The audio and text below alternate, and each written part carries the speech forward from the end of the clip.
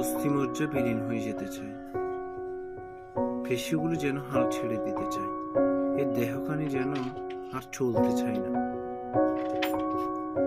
অবিরাম এই পথ চলা, এই সংগ্রাম, এই অবিরাম দ্বন্দ্ব, নিঃশ্বাসের জন্য, জীবনের জন্য। রং তুলি দিয়ে মন আমার জন্য এক বর্ণিল ছবি এঁকেছিল, কিন্তু এখন এর সবই যেন বিবর্ণ সদাকার। জগতের বৃক্ষরাজি সবই আন্ত, পরিশ্রান্ত, সংকুচিত। আমার অন্তরও তেমন। তা সত্ত্বেও চিন্তাগুলো আমার উচ্চারণ অব্যাহত রাখে। অবিরাম পথ চলে, সংগ্রাম করতে থাকে, সংঘাতে লিপ্ত হয়, নিঃশ্বাসের জন্য, জীবনের জন্য। এত পরিষ্কার ও স্বচ্ছ চিত্র তুমি কিভাবে মুছে দিবে?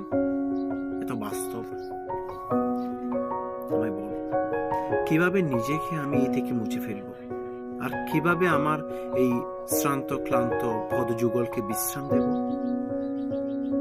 আমি দেখতে থাকি, কেবল হুঁচট খাচ্ছি, হাঁটছি না, এলোমেলো উচ্চারণ, কথা মানা নয়। আমার বুকের মাঝে এই অবক্ত যন্ত্রণা, নীরবতা, দুঃখ, অস্থিরতা, হতে যার জন্ম। আমি ছাড়া আর কে আছে? যার আছে এর অধিকার, আমি ছাড়া আর কে জানে তার নাম? অনুতপ্ত আমি আমার উদাসীনতায়, প্রত্যুষের অবসন্নতায়। অরণ্য মাঝে ঘুরপাক খাচ্ছি, খুঁজে ফিরছি আমার অবস্থা। পৌঁছালো কি আমার কাছে প্রেরণার কোনো বাণী? এই কার কণ্ঠস্বর শুনি আমি? আমার কণ্ঠস্বর সে তো কর্কশ আর কান ফাটা। আর কে তবে জানবে আমার নাম?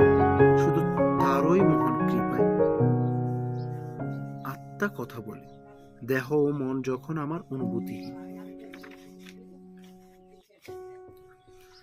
কোন রকম মন্থর পন্থা চলছি। দয়া করো এসো, দয়া করে এসো।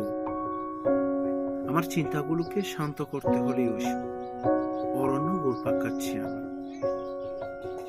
ডানায় বর করে খুঁজে বেড়াচ্ছি এখনো আমার অবস্থা।